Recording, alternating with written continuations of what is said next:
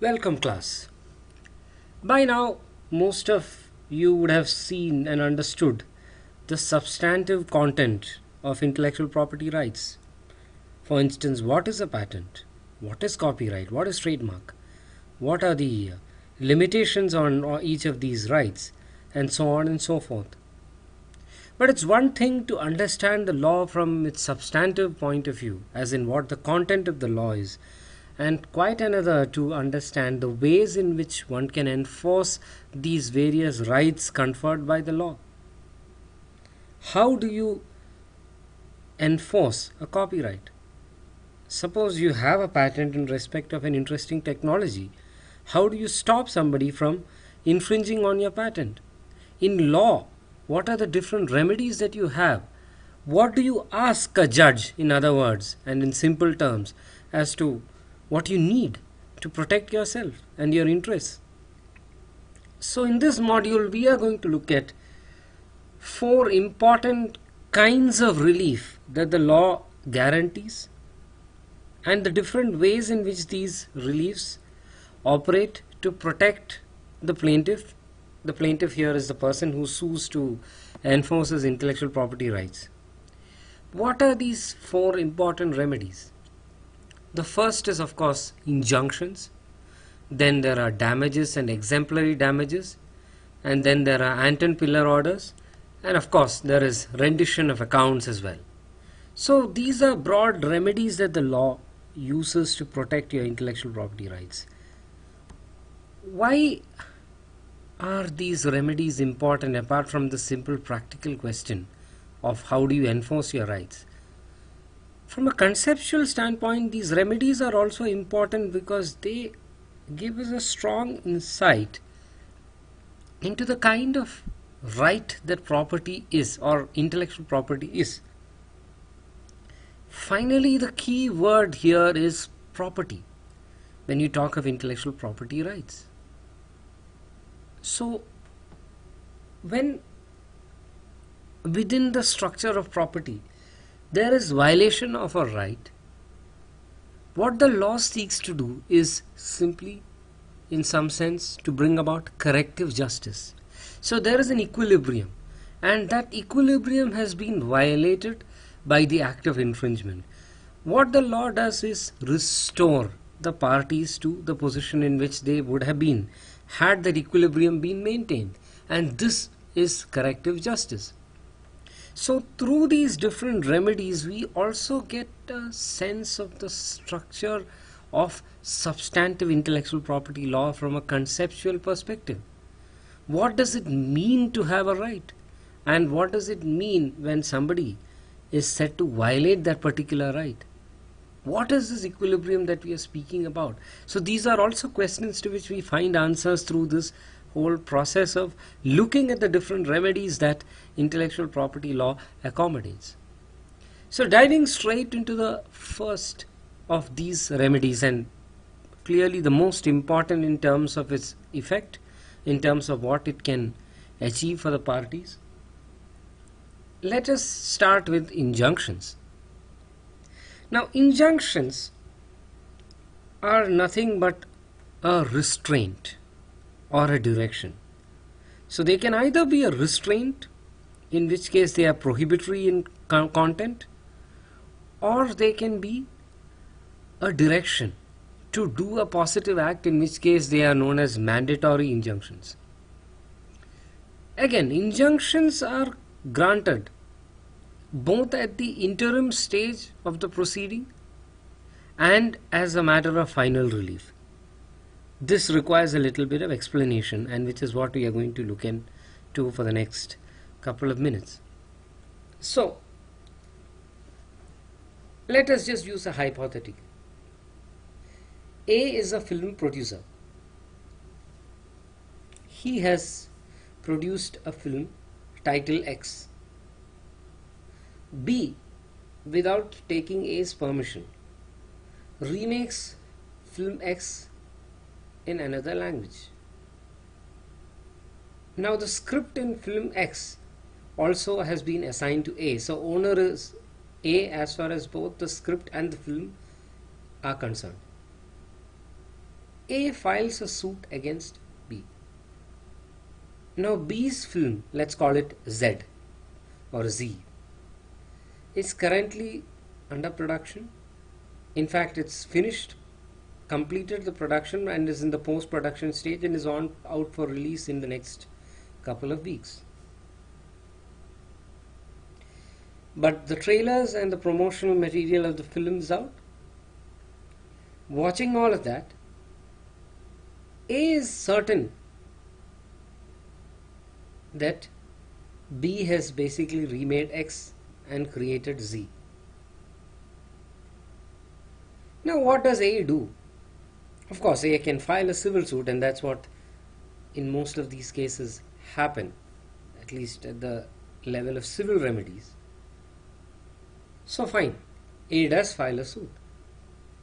Now what does A ask? Obviously Z has not released yet, so there is no financial loss that A has suffered for the moment, except of course the loss that he would suffer simply because nobody else is going to acquire the remake rights for X in that particular language in which Z is being made. But more than that, A's huge concern is with the release of the film Z, because once Z comes out, that's when he is going to suffer this loss, the real financial loss that nobody else is going to take remake rights in respect of that film.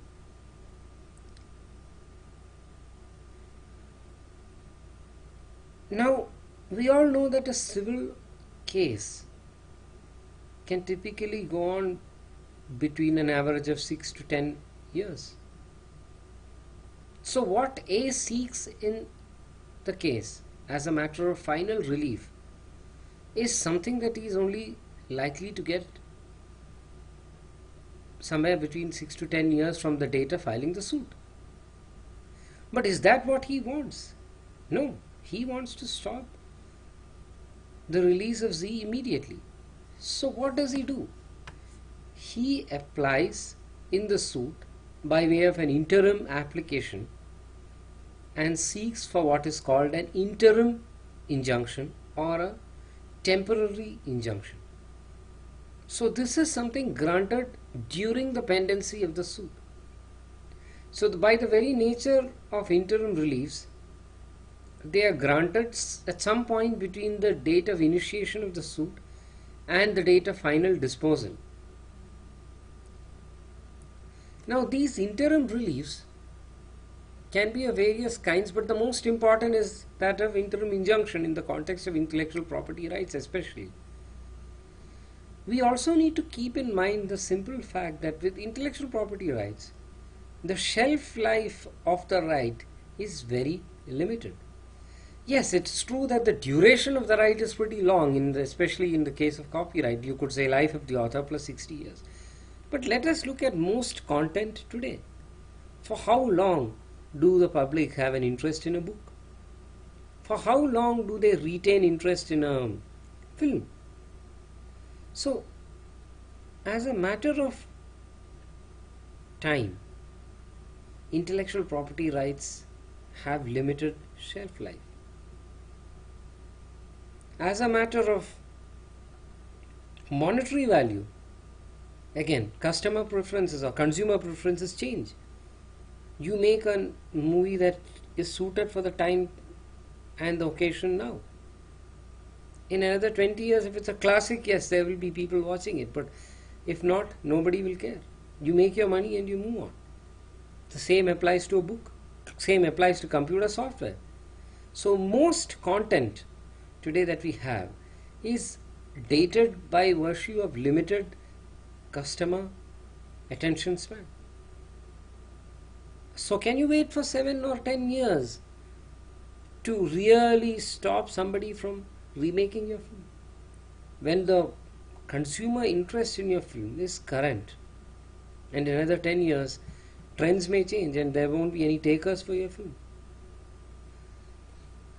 So considering all this, interim injunctions become very important, even more important in the case of intellectual property rights, I would say, than with other areas of substantive law.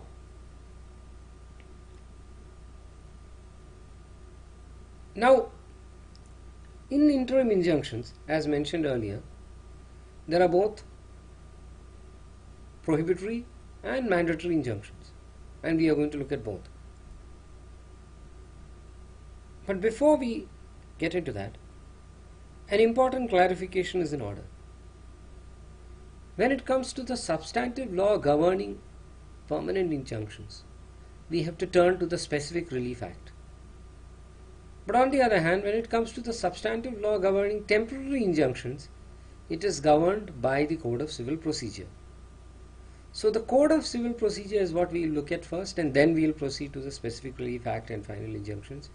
Though the law, in terms of the factors the court has to keep in mind while granting the injunction, remain almost the same, both with temporary and permanent injunctions. So permanent injunctions are the ones that are granted at the end of the suit after trial, which is a final relief, and interim injunctions are by way of interim relief.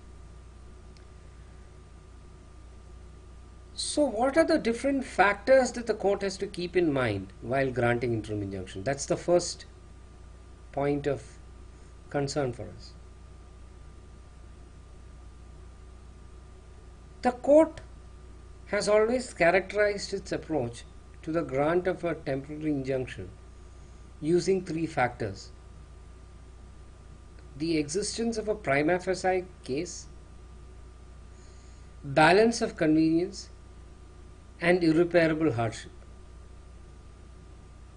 Let's look at each of these factors. What does one mean by a prima facie case? This by itself is a pretty ambiguous expression, and it can mean different levels of convincing required on the part of the plaintiff. Is it a strong prima facie case or is it a weak one? The various degrees of proof required to establish these different levels of standard within the same terminology make it a pretty fascinating area of discussion in itself. Now, looking at intellectual property rights, as I mentioned earlier, a lot of the adjudication happens very early on because nobody has the time to wait. The court has to arrive at some strong view regarding the merits of the case, regarding who deserves to win, very early on, because the value, as I said, the shelf life of the property is pretty limited. Moreover, if the court were to refuse to grant an injunction when there is already an intellectual property right vested with someone, that could result in the right itself being rendered absolutely redundant. So these are various factors that the court does keep in mind when considering the injunction application. And prima facie case, to that extent, is largely a strong prima facie case in the case of intellectual property rights, because the court has to strike a balance between, one, the interests of the intellectual property rights owner and ensuring that his property right is not rendered redundant, and two, that it is not a frivolous case and no defendant is put in a hapless position where he is unable to do something just because there is, on the face of it, an intellectual property right enjoyed by the plaintiff. So, coming back to our hypothetical, it is not enough for the court to arrive at a conclusion that there is copyright in respect of film X and which is enjoyed by A. The court will also have to arrive at some prima facie conclusion that the film Z is indeed a remake of film X. And this cannot be a weak indication, because by arriving at this conclusion, the court is almost going to restrain the release of film Z. And if it is doing so, it better be convinced, at least to a strong degree of certainty, before granting such an order. So, as far as the prima facie case is concerned, the court does normally prefer a strong showing of prima facie case, a strong showing of existence of the intellectual property right, and a strong showing of infringement of that right by the defendant. Of course, this will not be a watertight showing because the court does not have any of the evidence yet before it. It is only looking at affidavit evidence, conduct of the parties, and basing its judgment on that. The next part of the test is to look at the balance of convenience. Now, what really is the balance of convenience, or to be more correct in our characterization of this part of the test, balance of inconvenience? The real question here is who is inconvenienced more by the conduct of the other party, and who is inconvenienced less by the grant of the injunction or the refusal, as the case may be. So, in other words, you take the plaintiff, look at what hardship or inconvenience will be caused to the plaintiff where the injunction refused. Then take the defendant and look at the hardship caused to the defendant if the injunction were to be granted. You compare and contrast these. Again, look at the conduct of the parties. Look at who on balance has shown better conduct. So the most important part of this test is of course focused on the consequences, but the conduct is not immaterial. And why is this so? It is so because injunction has always been an equitable remedy. It works based on the equities of the case at hand. For instance, if A, in the hypothetical given here, was aware of B making Z for the past 6 months and did not approach court or contact B relating to the making of film Z, A decided to sit and wait and watch. This could result in a classic rent-seeking problem. When right at the last moment, when B is about to release his movie, A lifts his hand up and says, "Come on, look at me, I have got an intellectual property right here. But what were you doing for the last 6 months?" So delay can be an extenuating factor which can work in favor of the defendant, and the court may very well tell A that you didn't act at the right time. Or A were to approach the court without disclosing all the facts. For instance, the fact that there is no assignment of the script in favor of A by the script writer of film X is a factor that can heavily weigh against A, because he is then not the right owner at all. But were he to conceal this and try for an injunction, that's a factor that the court can definitely hold against him, and for suppression of material fact, an injunction can be refused. So these are the different factors that have to be balanced out against each other. Factors of equity and factors of consequence.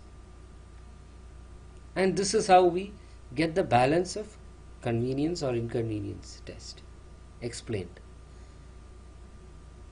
The third aspect is irreparable hardship. Now, what is irreparable hardship? In simple terms, it is hardship of the kind that just cannot be compensated by payment of monetary damages. So we really are speaking about a situation where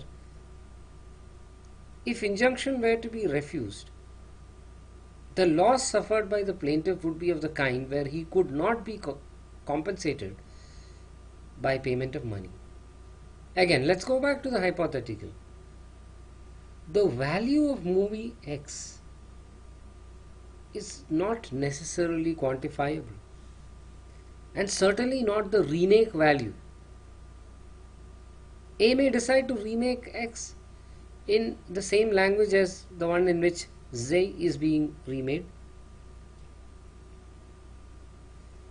and A may decide to have a better actor, A may decide to do it in a better way, or A may decide to do it worse than what B has done with Z.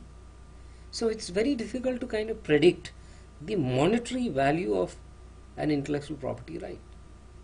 And due to this inability or difficulty in predicting the monetary loss, in normal situations, we have to arrive at the conclusion that most injury caused in the field of intellectual property rights infraction amounts to irreparable hardship. Hardship that cannot be quantifiable in money terms. So once these three conditions are satisfied, the court can now say that there is a strong case for the grant of a temporary injunction. Now here too, there is a clear distinction between a prohibitory and a mandatory injunction.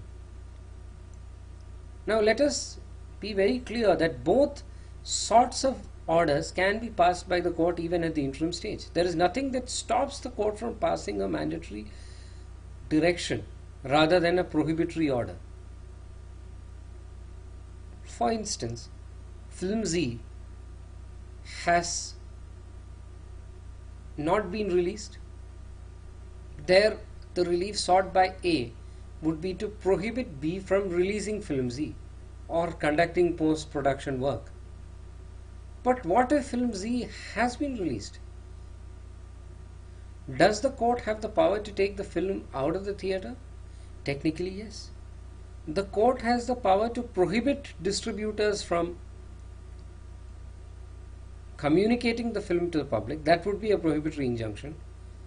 Or it can ask or direct B to perform certain tasks which ensure that A's right is not violated. So there can be a direction given to a party to do something. This is commonly done in the case of trademark violation, where two marks are identical or similar. The court feels that there is distinctive similarity, but it feels also that instead of prohibiting the party from using that mark, it can actually direct him to make a modification. The defendant can modify his trademark in such a way that it does not look distinctively similar to the mark of the plaintiff. That would be a mandatory injunction. You are directing somebody to do something.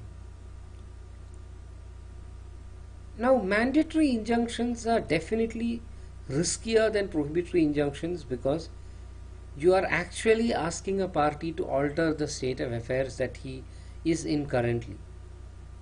And when the court does so, it has been held through a spate of judicial pronouncements that it must be extra careful and it must look at a very strong prima facie case.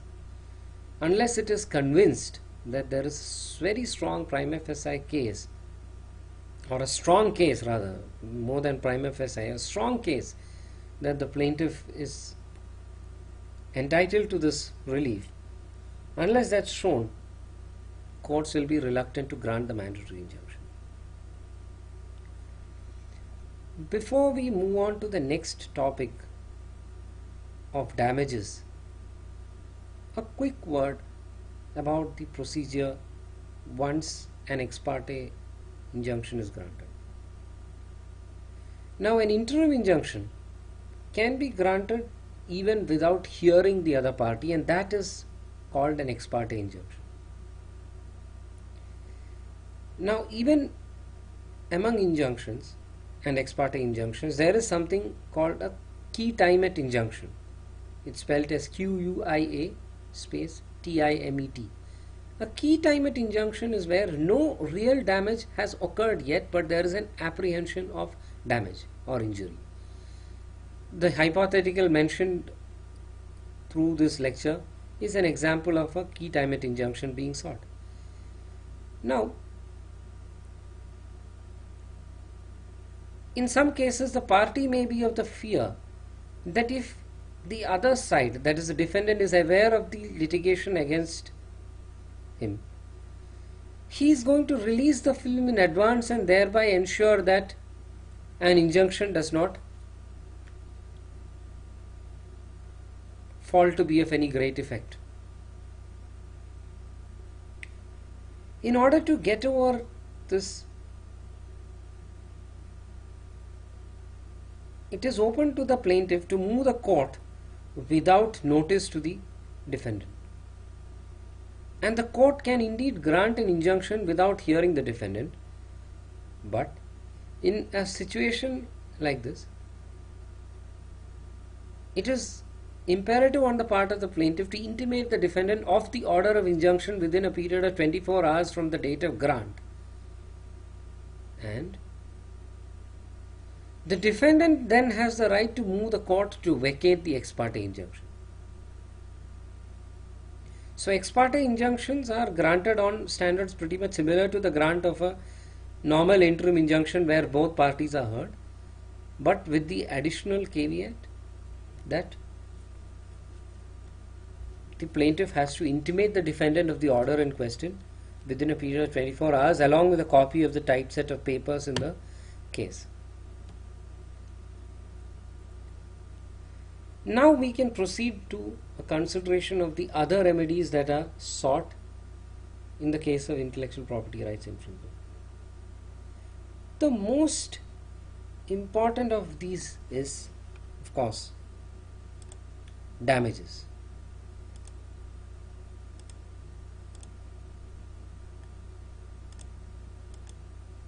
Damages are a situation where one suffers loss and the loss can be compensated in money terms and a certain sum is fixed. Now, how does one compute damages? Again, a pretty complex question, and in this lecture we are not going to look so much into the nuances, but broadly there are three kinds of damages that we must bear in mind. The one most common is normal damages, where the attempt of the court is only to put the parties back into the position in which they would have been had the infringement not occurred in the first place. So here again, the court can either compute the loss suffered by the plaintiff and ask the defendant to pay that loss, or it can even look into the profit gained by the defendant as a result of the infringement and direct the defendant to keep an account of its profits and in the ultimate analysis compute the same, and based on the choice exercised by the plaintiff, either grant compensation for the losses suffered by the plaintiff or direct passing over of a percentage of the profits earned by the defendant. So the latter kind of relief is basically called rendition of accounts. So in many cases the court, even at the interim stage, and largely in cases where it is not fully convinced that granting an injunction would be fair to the defendant, as in it has its doubts as to whether such grant of an injunction would be fair at all. In such cases the court can, and the court does, still give some relief to the plaintiff by way of directing the defendant to maintain accounts. And in ultimate analysis, once the trial is over, if the court were to come to the conclusion that the plaintiff is indeed entitled to damages as a relief, the court can ask the defendant to furnish the accounts that it has maintained thus far, and then either compensate for the loss suffered by the plaintiff or ask the defendant to pay some part of its profits to the plaintiff. So this is how ordinary damages work. But over and above this, we have a category called exemplary damages. The idea behind exemplary damages is simply deterrence. The court is really looking here to deter the party and also other third parties, the infringers who are watching on the sidelines. So the idea is to send out a strong message. If you are the kind of defendant who, eyes open, decides to violate the intellectual property rights of a plaintiff, we are going to come down heavily. We are going to impose the kind of damages that is not really serving the purpose of compensating the plaintiff as much as deterring everyone from playing fast and loose with the law. This sort of exemplary damage payment or order is not uncommon in the Indian legal system, especially post the early 2000s. Courts in India are very receptive in cases of willful infringement of intellectual property rights, especially in software piracy cases or in trademark counterfeit good cases, to impose such hefty damages. So exemplary damages today are, though not the norm, certainly a practice witnessed on the ground. As to the deterrence effect of these orders, I personally feel that in computer software piracy cases, many commercial organizations today, much more than the personal use licenses, many commercial organizations are quite apprehensive about using pirated software, because if there is any sort of discovery of that, one, they could pay exemplary damages, and two, and this is what we are going to discuss at the very end, that is the next, we are just moving into that now, the court can grant an Anton Piller order, and this is a very serious order, especially when it comes to commercial organizations. So what really is an Anton Piller order? It is not an order meant to deter parties, unlike an exemplary damages order, but it does have a significant deterrence effect today, the way it is being operationalized. So in an Anton Piller order, again it's a matter of interim relief, wherein the court appoints an advocate commissioner to go and search the premises of the defendant, to seize infringing material if any, and to report back. So it serves a very important purpose of preserving the evidence of infringement, because in many cases what happens is that once a suit is filed and an injunction obtained, the defendant can very well destroy the infringing material and then say that he never committed infringement, and this is particularly the case with computer software. You can easily delete the software from your system, you can uninstall it. So how is it that the court can ensure that what the plaintiff says is absolutely true and that the evidence is preserved? It is with this narrow objective in mind that the Anton Piller order was fashioned in the first place. But today, the way the order is being operationalized, it can also at some level amount to a threat. Why is this so? Because the advocate commissioner is granted the power to search the premises and not only gather the evidence and prepare a report, but also seize hard disks and other material which can prove the evidence of infringement later.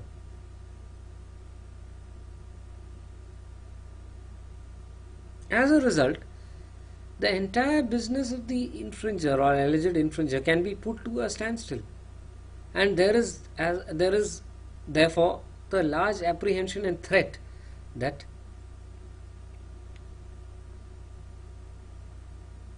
one will have to suffer extreme consequences for use of pirated material. Due to the grant of these Anton Piller orders, therefore, I personally feel that there is increased apprehension of being caught on the part of commercial entities especially, and if being caught, being put to the kind of hardship that an Anton Piller order does put you to, so parties are a lot more careful. So this is where we stand today when it comes to the various remedies in civil law, that is in civil proceedings, for enforcement of IPRs. Before concluding, I would just like to add that finally, as much as we can confer substantive rights of different kinds, the real protection of intellectual property, its efficacy, even its fulfillment of its underlying objectives such as the incentives function and the production function, all of it depends on how effective the remedies of enforcement are.